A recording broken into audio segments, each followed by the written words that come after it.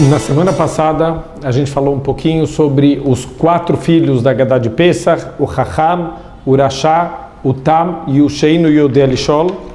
E o próximo passo da nossa Haggadah de Pesach a gente falou que a Haggadah, ela começa do Gnai para o Shevach. Ela começa de uma coisa negativa, de uma coisa ruim, e vai para o louvor, para uma coisa positiva. A gente já viu a parte espiritual, começou com o Avadim Ainu, até a gente lembrar da nossa libertação física, e tem a parte também do Gnai espiritual, a parte negativa espiritual do povo judeu. Mitchilá ovdei avodah zarah hayu avoteinu. No princípio, os nossos antepassados, eles também faziam avodah zarah, faziam idolatria. Ve'arshav kervanu amakom lavodato. E agora, Baruch Hashem, que Hashem trouxe a gente, tirou a gente do Egito, trouxe a gente para o serviço divino, ao invés da gente estar servindo a avodah zarah. E o Rambam, Maimonides, fala que até mesmo Avraham Avinu, até ele conseguir desenvolver completamente o entendimento de Hashem, que existe um Deus único, ele começou a busca dele com 3 anos, mas ele só conseguiu chegar no auge aos 48 anos. Então isso quer dizer que por muitos anos, Avraham Avinu, ele aprendeu e assim ele recebeu da casa dele sobre as idolatrias. Então até mesmo Avraham Avinu, ele já esteve conectado com as idolatrias, mas Baruch Hashem, Deus, ele tirou o povo judeu do Egito, afastou a gente de todos os tipos de idolatria e colocou a gente no caminho da Torá. Logo depois da saída do Egito, a gente foi se preparando para receber a Torá no Monte Sinai, graças ao mérito de Avraham Avinu. Como está escrito, Shenemar, Vayomer Yoshua el kol ha'am, Ko amar Hashem Eloikei Israel, Be'ever anahar yashvu avoisechem miolam, Terach avi Avraham ve'avi Nahor ve'avdu Elohim acherim. Então, os nossos antepassados, desde o Terach, o pai de Avraham Avinu, que não só fazia avodah zarah, o pai do Avraham Avinu, ele tinha uma loja, ele vendia, ele propagava, ele ensinava para as pessoas avodah zarah, mas Avraham Avinu, ele estava do outro lado do rio. Enquanto o mundo inteiro estava de um lado, Avraham Avinu está do outro lado, sozinho, contra todo mundo, e é por isso que os judeus são chamados de hebreus, vem de Ever, de lado. Enquanto o mundo inteiro está de um lado, do lado da idolatria, Avraham Avinu está do lado de seguir os caminhos de Hashem. Depois disso, fala que vai et avichem et Avraham me'ever anahar, vaolech oto bechol eretz Kenan, varbe et zaro, vaiten lo et Yitzchak, vaiten le Yitzchak et Yaakov ve'et Esav, vaiten le Esav et Har Seir lareshet oto, ve'Yaakov banav yardu Mitzrayim. Então aqui a Haggadah começa a explicar para a gente todo o caminho desde Avraham. Depois Deus prometeu para ele: você vai ter muitos descendentes, de você vai sair uma grande nação. Deus deu para Avraham Avinu o seu filho Yitzchak. Yitzchak teve 2 filhos, Yaakov e Esav. Deus deu para Esav a terra de Seir. Na verdade, os nossos sábios explicam que o Esav, ele tinha escolha. Você quer ir para Seir e viver uma vida tranquila, você vai ter a tua terra e você vai viver no teu comodismo. Ou você quer ir com Yaakov Avinu para o Egito, passar por todas aquelas dificuldades para sair de lá uma nação, moldar uma nova nação. Esav falou: para mim está ótimo, a gente fica em Seir, eu não quero passar por toda essa dificuldade. Yaakov banav yardu Mitzrayim, mas Yaakov e seus filhos, eles foram para o Egito, foram obrigados. Yaakov não queria sair da terra de Israel, mas ele sabia que é parte do processo de purificação espiritual do povo judeu, e o povo judeu vai precisar sair com milagres para poder se formar, se moldar como um povo e de lá partir para receber a Torá. Depois a gente fala Baruch Shomer Avtachato leIsrael, bendito é aquele que guardou, que cuidou da promessa que ele fez para Israel. Deus, ele prometeu para Avraham Avinu que ele ia cuidar dos seus descendentes, e assim ele cumpriu a promessa. Baruchu Shakarosh Baruchu Hishev etaketz. Então Deus, ele calculou o final. Lassot como chamar Avraham Avinu Bebrit Ben Abtarim, para que fosse cumprido o que foi dito para Avraham Avinu no Brit Ben Abtarim, no pacto entre as partes. Então, uma das vezes que Deus se revelou para Avraham Avinu, ele fez com ele um pacto entre as partes, ele pediu para Avraham cortar alguns korbanot pela metade, colocar um pedaço de cada lado, e ele passou no meio com uma tocha, e isso foi o pacto entre as partes, o pacto de Hashem com Avraham Avinu. Shenemar, como está dito na Torá, Vayomer le Avraham, e Deus ele garantiu para Avraham, Yado atedá, que Geriezaraha be'eretz lo lahem, saiba que os teus descendentes eles vão ser escravos, vão ser estrangeiros numa terra que não é deles, ve'avadum ve'inu otam arba meot shana, eles vão ser escravizados, eles vão passar por duros sofrimentos por 400 anos. Vegam etagoi asher yavoidu dana nohi, e também esse povo, que o povo judeu vai ter que servir eles, os descendentes de Avraham Avinu vão ter que servir esse povo que vai escravizar eles, eu também vou julgar esse povo no final, ve'acharei ken yetzeu berehush gadol, e depois de tudo isso, eles vão sair com uma grande riqueza. Essa parte da Haggadah, a gente precisa prestar atenção, tem muitos detalhes importantes sobre a história do povo judeu. Um primeiro ponto interessante, a gente sabe que a escravidão no Egito durou 210 anos, mas aqui é trazido o versículo que Deus falou para Avraham, teus descendentes, eles vão ser escravos por 400 anos. Então o que aconteceu? Onde está essa diferença na conta? Os nossos sábios explicam que nas palavras Akadosh Baruch Hu Rishev et Haketz, Deus ele calculou o fim. A palavra Ketz, se a gente pegar Gematria Kuf Tzadik, Gematria 190. Daqui a gente vê que Deus ele diminuiu em 190 anos a escravidão do povo judeu.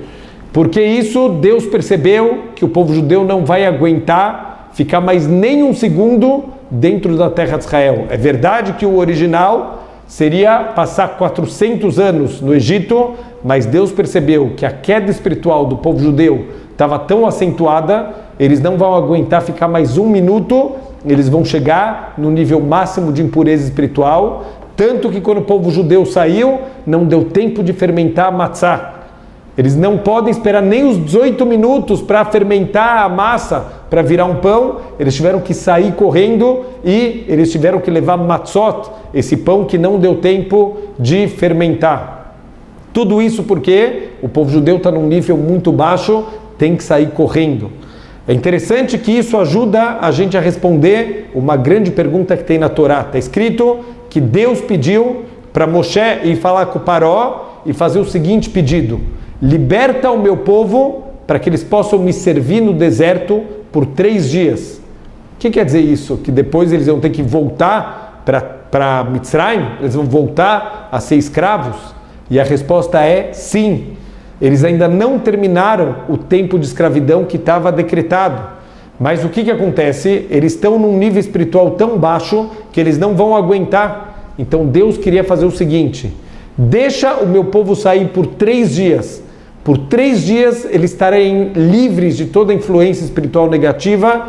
Por 3 dias, se eles me servirem no deserto, depois eles podem voltar para Mitzrayim e podem terminar os 190 anos que faltam da escravidão. Como o Faraó não concordou, então Deus falou: eu vou mandar as pragas e eu vou tirar para sempre o povo judeu do Egito, não só por esses 3 dias, mas eu vou tirar eles para sempre. É interessante que agora então a gente precisa responder aonde foram parar esses 190 anos. De acordo com uma opinião, uma das explicações traz que Deus dividiu isso para as futuras gerações. Então, nas futuras gerações do povo judeu, esses 190 anos, eles foram diluídos e cada geração e geração acabou pagando um pouquinho dessa conta que ficou em aberto do povo judeu e Deus. Mas tem uma outra explicação muito interessante, o que aconteceu com esses 190 anos. Se a gente está com uma comida no fogo e essa comida está demorando muito para ela esquentar, para ferver, para cozinhar, o que a gente faz? A gente aumenta o fogo para diminuir o tempo de cozimento. Foi isso que Hashem fez com o povo judeu. Quando Moshe foi falar com o Paró, e o Paró não quis libertar o povo judeu, o que aconteceu logo em seguida? O Paró falou, eu vou aumentar o trabalho. Até agora eu estava dando para vocês a matéria-prima. A partir de agora, nem a matéria-prima eu vou dar mais. Agora vocês vão se virar para vocês fazerem os tijolos, e se diminuir da produção, vocês vão ter um castigo muito pesado. Já que está sobrando tempo para vocês reclamarem, então eu vou castigar vocês, vocês vão trabalhar mais ainda. Deus aumentou o fogo, aumentou a intensidade da escravidão, aumentou a intensidade dos sofrimentos, para quê? Para poder diminuir o tempo necessário de escravidão. E foi justamente isso que Moshe não conseguiu entender. Quando piorou o sofrimento do povo, Moshe foi questionar Hashem, mas Deus, se for para piorar para o povo judeu, por que você me mandou? Ele não entendeu os cálculos de Hashem, que se Deus está mandando mais sofrimento, é porque isso é o melhor para o povo judeu. Deus quer tirar rapidamente o povo de lá, e por isso ele aumentou esses sofrimentos para conseguir tirar rapidamente o povo do Egito. Tem um outro ponto também interessante aqui. A gente falou que o povo judeu vai ser libertado, e o povo que causou sofrimento para Israel, eles vão ser castigados, vão ser julgados e vão ser castigados. A pergunta é, se já estava decretado, como o versículo fala, Deus já avisou para Abraham Avinu, teus descendentes vão ter que passar pela escravidão. Tudo isso para consertar uma fagulha muito pequena, um erro muito pequeno de Abraham, que era um gigante espiritual, mas quando ele perguntou para Deus, Deus prometeu para Abraham e para os descendentes a terra de Israel. Abraham perguntou, como que eu sei que meus descendentes vão ter o mérito para essa terra? Quer dizer, a pergunta de Abraham é óbvio, ele não está questionando a promessa de Hashem. Simplesmente ele quer saber como que eu posso ter certeza que os meus descendentes não vão se desviar e vão acabar perdendo o mérito da terra de Israel, como aconteceu muitas vezes quando o povo judeu foi expulso da terra de Israel. É óbvio que esse pacto é eterno, mas enquanto o povo judeu não tem mérito, a gente é expulso da nossa terra, como infelizmente aconteceram algumas vezes durante a nossa história. É esse o questionamento de Abraham Avinu, mas no nível dele. Foi considerado, de certa maneira, uma falta de emuná, uma falta de fé no Criador do mundo, e por isso o povo judeu teve que passar por esse conserto, por essa escravidão no Egito. Então, peraí, os egípcios, eles estão cumprindo a vontade de Hashem, são tzadikim. Deus quer escravizar o povo judeu e o faraó está cumprindo a vontade de Hashem.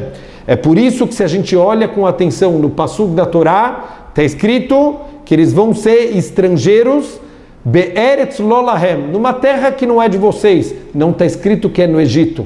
Então Deus, ele usa o livre-arbítrio das pessoas para cumprir a vontade dele. Ele precisa de alguém que seja um rachá, alguém que seja um malvado na história, que queira escravizar o povo judeu. Qualquer um poderia ser. Deus usou o livre-arbítrio dos egípcios, que não só escravizaram os judeus, mas também escravizaram com alegria. Eles tinham alegria de causar sofrimento, eles tinham alegria de toda essa escravidão pesada que eles causaram para o povo judeu. Não foi que eles estão cumprindo a vontade de Hashem, eles sabiam da profecia e agora eles querem cumprir a vontade de Hashem. Hashem está fazendo a peça teatral dele e ele pergunta, quem é o ator que quer ser o malvado da história? Os egípcios levantaram a mão, os egípcios falaram, deixa a gente quer ser. E infelizmente eles foram os protagonistas de todo o nosso sofrimento, mas já que foi uma escolha deles, eles escolheram serem os malvados da história, então no final eles foram julgados. Então também aquele povo que vai escravizar vocês vai ser julgado, e depois disso vocês vão sair com Rehush Gadol, vocês vão sair com uma grande riqueza.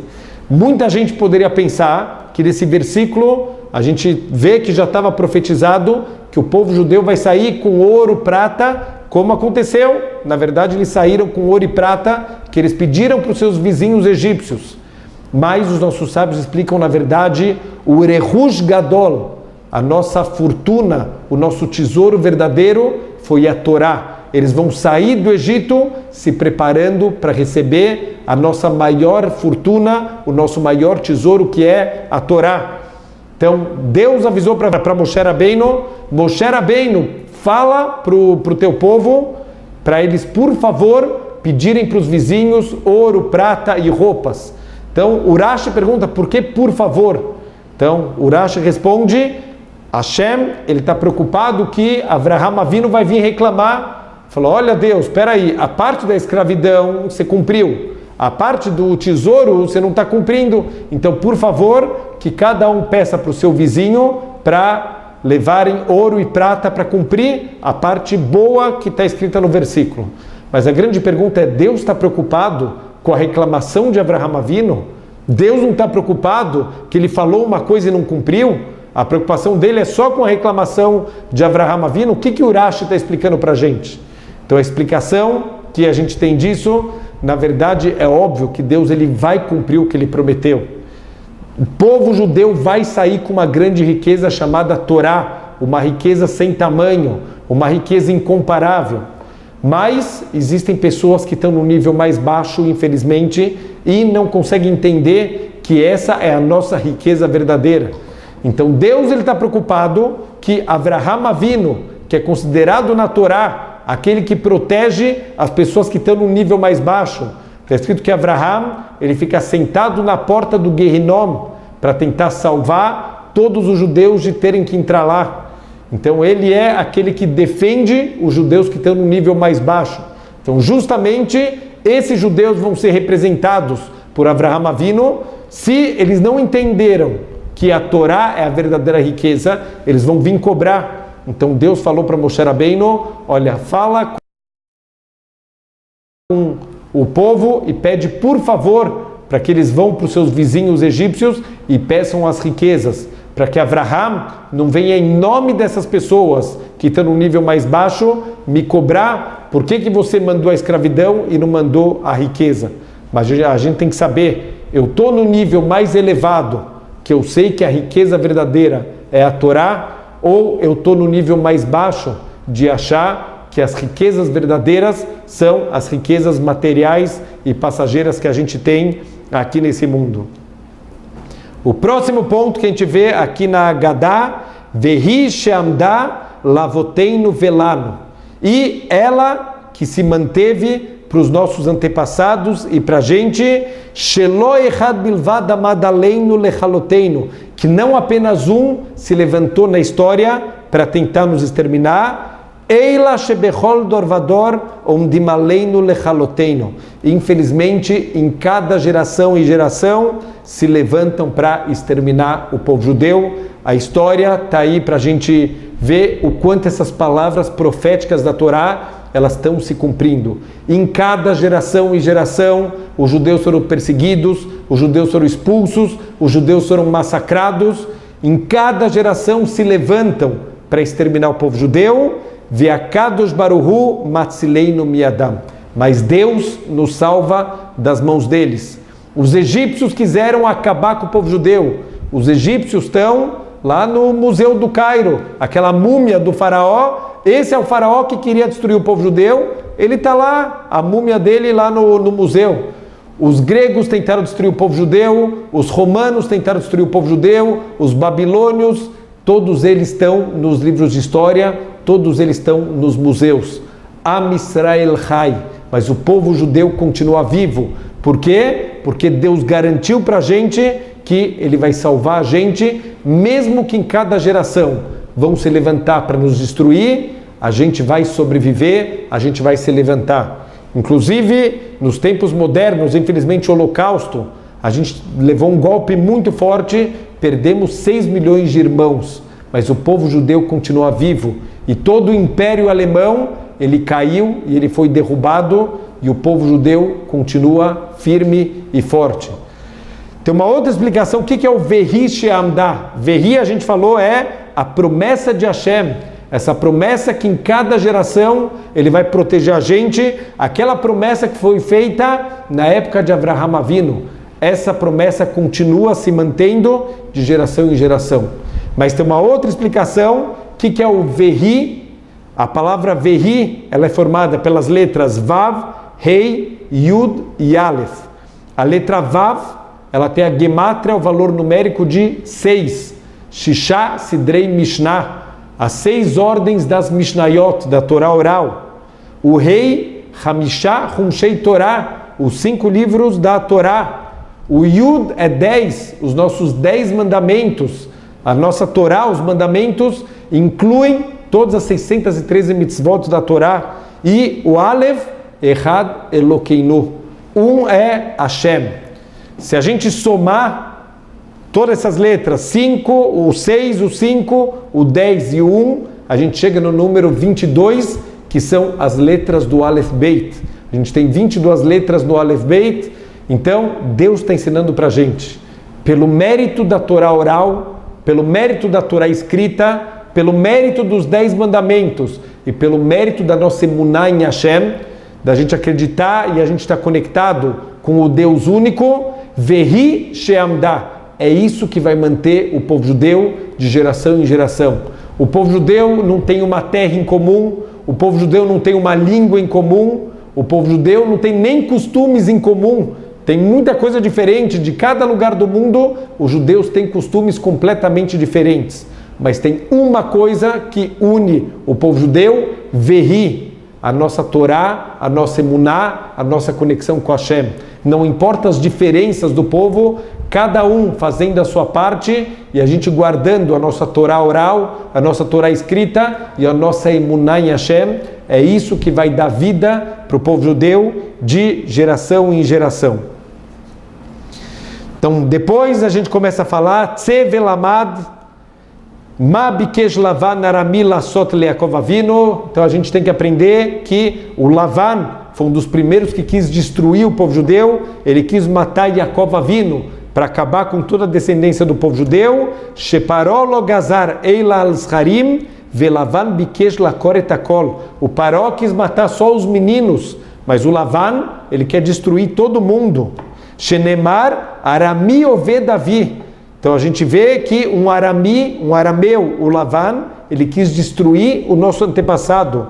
Vayered Mitzrayim, aí ele desceu para o Egito, Vayogor Sham bimtei meat, e ele foi morar lá, poucos em números. Vayogor, ele foi morar da Lashon Ger, ele não quer ser parte dos egípcios, ele não quer ter uma vida de egípcio, ele foi num pequeno número, Vayihi Sham legoi gadol atzum varav. Lá ele se transformou num grande povo, num povo poderoso, Am Israel. Vayered Mitzrayma anus al pia dibur. Yaakov teve que descer de uma maneira, ele foi obrigado, ele não queria sair de Eretz Israel, mas antes de ir para Eretz Israel, ele manda Yehudá na frente. Por que ele mandou Yehudá na frente? Para construir yeshivot. Como que eu vou para um lugar onde não tem yeshivot? Ele mandou para construir centros de Torá, o seu filho Yehudá. E só depois disso ele desceu. Aonde ele foi? Ele foi para Goshen, uma cidade pequena. Ele não quer estar vivendo junto com os idólatras, junto com pessoas promíscuas. Ele sabe que a gente sofre influências espirituais. Ele quer estar no cantinho dele, tendo a vida dele, vida simples de Torá e mitzvot. Mesmo sendo pai do rei do Egito, vice-rei. O Yosef é uma pessoa importante. Ele pode morar no palácio com luxo. Ele não quer nada disso. Ele quer uma vida de emet, de verdade, de Torá. Então ele vai para Goshen, uma pequena cidade, e ele não quer ter a vida junto com os egípcios. Vayogor Sham melamet lo yarad Yaakov Avinu leishtakea bemitzrayim. Então ele foi morar lá, a linguagem de ger, de estrangeiro. Ele não foi, ele foi ser um peregrino no Egito. Ele não foi para se estabelecer no Egito. Eila lagur sham, ele foi morar por pouco tempo. Shenemar vayombru el Paró lagur baaretz banu, como está escrito no versículo que eles falaram para o Paró, a gente veio morar aqui na terra de forma provisória. Que en mire latzon asher leavadecha, porque na nossa terra agora a gente não tem pasto para os nossos animais, quer dizer, é só por um tempo, a gente não quer ficar aqui, que kaved arav beretz Canaan, porque a fome na terra de Israel, ela está pesada, ve'ato yeshvuna avadecha beretz Goshen. Então, deixa a gente ficar aqui na terra de Goshen. Aqui um detalhe impressionante, o Yaakov, ele não quis se assimilar, ele quis estar separado, ele quer manter a identidade judaica.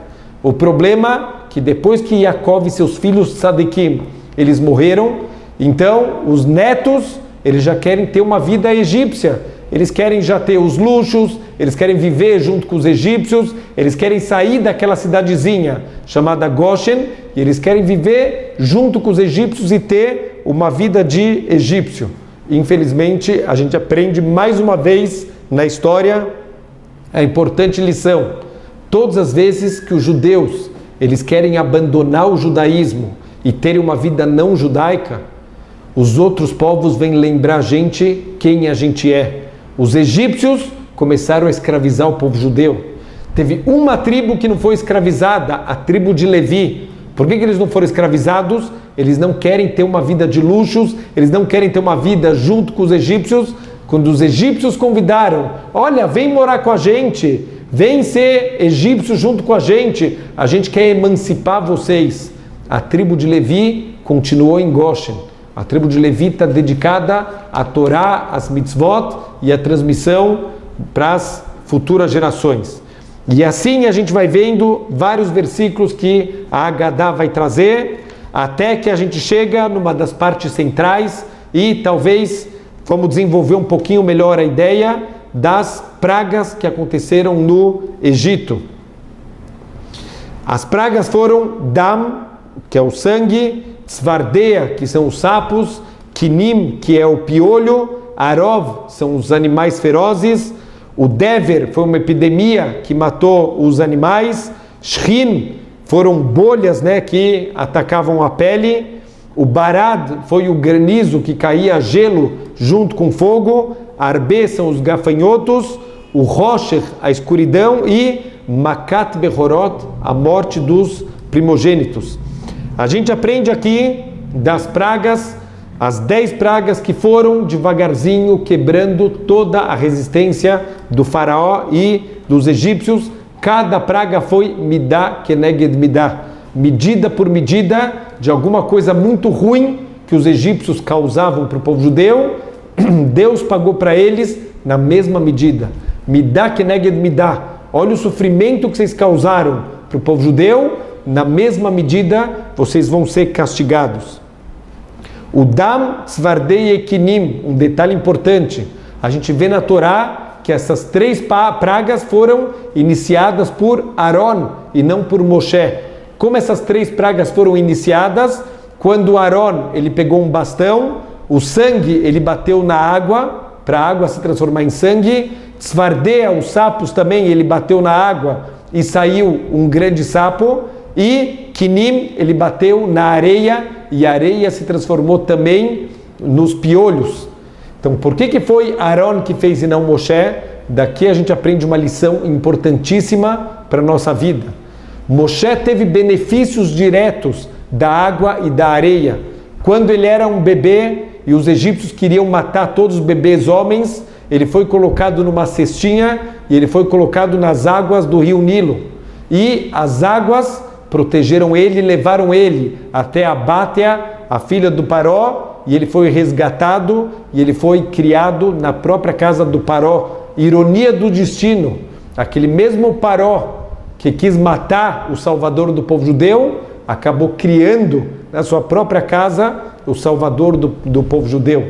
Então, o Dam e Tzvardeia, que foram na água, como Moshe, que foi salvo pela água, ele vai golpear a água. E a mesma coisa no Kinim. Quando o Moshe Rabbeinu, ele viu um Mitzri, um egípcio, batendo num Yehudi, querendo matar um Yehudi, ele se levantou para salvar esse Yehudi. E ele matou o Mitzri, e para encobrir, para os egípcios não saberem disso, ele escondeu o corpo embaixo da areia. Quer dizer, a areia protegeu, salvou a vida de Moshe Rabbeinu. Então agora, como que Moshe vai pegar um bastão e vai golpear essa areia que salvou ele? Então isso é um yesod, um fundamento importante de uma característica chamada Akarat Tov. Quando a gente tem Akarat Tov, reconhecer as coisas boas que a gente recebe, saber reconhecer, saber agradecer, mesmo que são coisas inanimadas, Deus quer ensinar para Moshe Rabbeinu. Você precisa agradecer não pela pessoa ou pela coisa que fez, mas por você, para você desenvolver esse akaratatov, saber reconhecer as coisas boas que a gente recebeu na vida. A segunda macá, tzvardeia. Tzvardeia, na verdade, não é sapos, é um sapo. Tzvardeia, do singular. E a gente sabe que está escrito que tem sapos em todos os lugares, os sapos entraram nas casas, os sapos estavam na cama, os sapos estavam nos fornos, em todo lugar no Egito tem sapo. A vida dos egípcios está um inferno. Então por que a gente fala tzvardeia como se fosse um só sapo? Então os nossos sábios explicam que do rio saiu um grande sapo. E os egípcios batiam e esse sapo se multiplicava. E eles batiam de novo, se multiplicava mais ainda, até que o Egito inteiro estava tomado por sapos. A grande pergunta faz o Rav Chaim Shmulevitz, Zichrono Livracha. Se eles viram a primeira vez que eles bateram no sapo, e o sapo não só não morreu, como se multiplicou, e eles bateram a segunda e a terceira, eles estão vendo que não adianta bater. Ao contrário, quanto mais você bater nos sapos, mais sapos vão vir. Então você está perdendo o teu tempo, você está criando cada vez mais problema. Então para de bater. Por que eles continuaram batendo? Então explica que daqui a gente aprende, o Rav Chaim Shmulevitz responde, a força do kas. Quando a pessoa ela está muito brava, ela está muito irritada, ela vira irracional. Ela não consegue enxergar o quanto os atos dela estão sendo destrutivos para a própria vida dela. Para de bater nos sapos. Eles não conseguiam. Eles estavam fora de si, eles estavam tão bravos que eles continuam golpeando, mesmo vendo que cada vez mais está piorando, cada vez tem mais sapos no Egito. Depois vem Quinim. No Quinim foi a primeira vez que os magos do Faraó não conseguiram repetir a praga. Quando veio Dam e Tzvardeia, os magos do Faraó, usando magia negra, também conseguiu fazer. Mas quando chegou no Quinim, aí eles não conseguiam mais reproduzir. Por quê? Porque eles usavam as forças de impureza. E as forças de impureza têm um tamanho mínimo aonde elas conseguem atuar. E um grão de areia é pequeno demais para as forças de impureza atuarem. Por isso que eles não conseguem mais, eles falam, Etzba Elokim Hi, aqui tem o dedo de Hashem. Até agora dava para pensar que o Moshe Rabbeinu ele é só um mago, ele é um ilusionista, ele está enganando a gente. Agora, Etzba Elokim Hi, esse é o dedo de Hashem. Mas mesmo assim, o Paró está obstinado e ele continua endurecendo o coração dele. Depois vê os animais ferozes, não só animais que normalmente circulariam, mesmo animais que vivem em regiões polares, estavam lá na casa dos egípcios, mesmo animais aquáticos também entraram na casa dos egípcios, causando pânico, causando morte. Depois veio o Dever, que morreram os animais, o Shrin, que atacou a pele deles, eles não conseguiam nem sentar. O Barad, que mostra que o gelo e o fogo, a água e o fogo se juntaram para cumprir a vontade de Hashem. Então, para fazer a vontade de Hashem, mesmo dois opostos conseguem trabalhar juntos. Veio o Arbé, o gafanhoto. Para que veio o gafanhoto? Os egípcios estão contentes, os egípcios estão dando risada. Olha, esse Deus aí dos judeus, ele quer castigar a gente, ele está dando um prêmio para a gente. Por quê? Porque veio o Barad, e o Barad não destruiu todos os tipos de plantação. O Barad só destruiu as plantas, as árvores mais rígidas, mas o que era mais flexível, isso não foi destruído. Então os egípcios estão tranquilos, comida ainda tem. Deus então mandou os gafanhotos. Os egípcios também não estavam preocupados. Os gafanhotos comeram toda a plantação que sobrou do Barad, mas parte da alimentação dos egípcios era gafanhotos. Então o que eles fizeram? Começaram a caçar gafanhotos para fazer conserva. Então eles estão tranquilos, ainda tem comida. Está escrito que quando acabou a praga, Moshe rezou para Deus para terminar a praga, e está escrito no Pasuk que não sobrou nenhum gafanhoto no Egito. O que quer dizer nenhum? Mesmo aqueles gafanhotos que estavam em conserva, quando os gafanhotos foram embora, todos aqueles também sumiram. A hora que os egípcios abriram lá, não tem mais nada, eles não têm mais comida. Depois veio Makat Rosher, a escuridão, e os judeus, os egípcios estavam presos num escuro. No começo era um escuro só que não dá para enxergar, e depois esse escuro se transformou num escuro que dava para sentir. Os egípcios não podem mais se mover. Os judeus aproveitaram para entrar na casa dos egípcios e ver todos os tesouros que eles tinham. E o mais incrível, depois de tantos anos de sofrimento, de escravidão, nenhum judeu roubou nenhum centavo da casa dos egípcios. Eles foram, eles procuraram, eles viram onde estão todas as joias dos egípcios, mas eles não pegaram nem um centavo da casa dos egípcios. Isso para mostrar o nível de honestidade, o nível de retidão, mesmo de um povo que está escravizado no Egito por tantos anos. E, por último, veio Makat Behorot, a morte dos primogênitos. Isso foi o que derreteu, que quebrou de vez o coração do Paró, porque o Paró, ele mesmo, também é um primogênito. Então isso deixou ele apavorado e ele imediatamente permitiu que o povo judeu saísse do Egito. Então, depois disso veio o Rabi Uda e dava simanim para a gente lembrar das 10 pragas. Detzar, Adash e Beahav. Então, Dam, Tzvardea, Kinim, Detzar. Adash são o Arov, o Dever e o Shrin, e Beahav é o Barad, Arbe, Rosher e Bechorot, Makat Bechorot. Os nossos sábios, eles perguntam, peraí, qualquer criança, ela sabe de cor, tem musiquinha, Dam Tzvardea Kinim Arov. Toda criança, ela aprende na escola as 10 pragas. Para que o Rabi Uda precisa desses 3 simanim? Uma das explicações que os nossos sábios trazem, o Rabi Uda não está só trazendo para a gente um lembrete, como que eu faço para conseguir lembrar das 10 pragas? Ele está ensinando, as pragas atingiram 3 níveis diferentes. As primeiras 3 pragas, elas estão, o Detzar, elas atuam no chão, atuam na água. Veio o Adash, são as próximas 3 pragas que atuam nas coisas que andam sobre a terra. Depois disso vem o Beahav, que são pragas que atuam sobre coisas que vêm do céu. Então isso era para mostrar que Deus ele tem controle sobre todas as áreas. E assim os nossos sábios também explicam que quando Moshe foi falar com o Paró, então o Paró falou, peraí, quem é esse Deus aí que está pedindo para libertar o povo dele? Eu não sei quem é Hashem. Peraí, como você não sabe quem é Hashem? Há pouco tempo atrás estava o Yosef, e esse mesmo Paró virou para o Yosef e falou para ele, olha, Baruch Hashem, graças ao teu Deus, que você tem tanta sabedoria, agora você não sabe mais quem é. Ele sabe quem é, mas ele está fingindo que não sabe. Então Deus vai fazer para ele 3 trimestres de aula para mostrar quem é Hashem. Você quer saber quem sou eu? Está aqui meu cartão de visita. Você vai ter 3 trimestres agora para você entender até onde chega a força e o controle de Hashem. Então isso são as 3 divisões. Cada uma das divisões que o Rabi Uda trouxe é para ensinar uma área que Deus ele controla. Por último, para a gente fechar, ainda tem muita coisa na Gadá a mais para a gente fechar essa aula de hoje. Existe uma parte da Gadá que as crianças adoram, chamada Dayenu.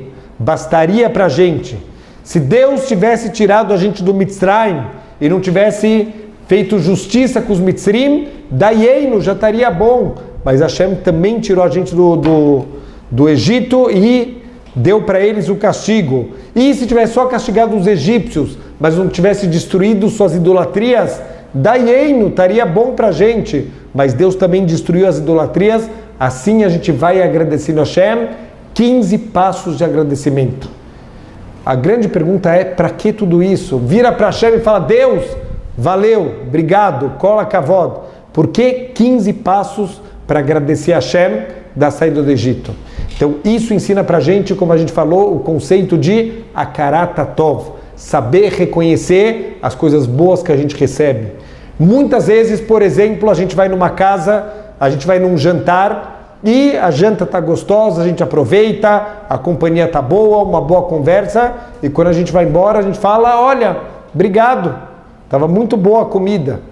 Mas será que a gente sabe reconhecer de verdade quanto esforço teve para aquela comida estar na mesa. Aquela comida não veio sozinha para a mesa. Alguém foi fazer compras, alguém lavou todas as verduras e preparou tudo e picou, e alguém cozinhou, e alguém arrumou a mesa, alguém vai ter que lavar a louça. Tem muitas coisas envolvidas quando a gente recebe uma bondade.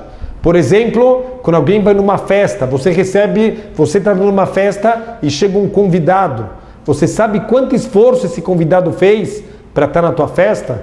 Ele estava cansado, ele não tem com quem deixar os filhos, então ele contratou uma babysitter. Em Israel, muita gente não tem carro, a pessoa pegou 2 ônibus para chegar na festa. Hakarat Tov, recebe cada um de uma maneira especial, porque a pessoa fez um esforço para estar lá na tua festa. Então a gente tem que aprender não só olhar aquele ato, mas tudo que está em volta. E assim a gente vai desenvolver o nosso Hakarat Tov, o nosso reconhecimento pelas coisas boas que a gente recebe na vida, e em especial a gente vai canalizar isso para saber enxergar todas as bondades que Hashem faz e poder reconhecer e agradecer para Ele. Essa é a essência de Pesach e essa é a essência do nosso Seder. Reconhecer, agradecer e louvar Hashem por todas as bondades que Ele faz com a gente. Pesach Kasher Vesameach.